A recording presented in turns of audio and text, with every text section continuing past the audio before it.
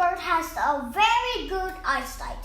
When it's at night and the eyes of the bird bright up so they can see, they need to find food. Oh, can you see? The owl, even the owl can eat the frogs. Wow! It can eat the frogs, right? Frogs are their favorite food. Here's a frog. Here's the parrot, right?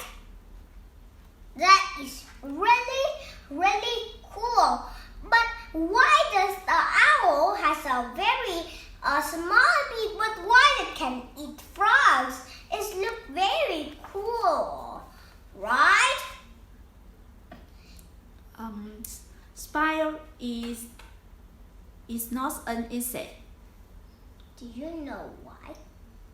I know why, because it has 8 legs.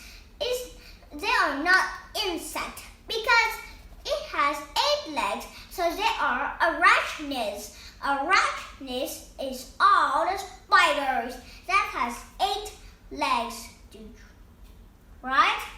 Okay, that is really fun. Thanks for listening. Bye!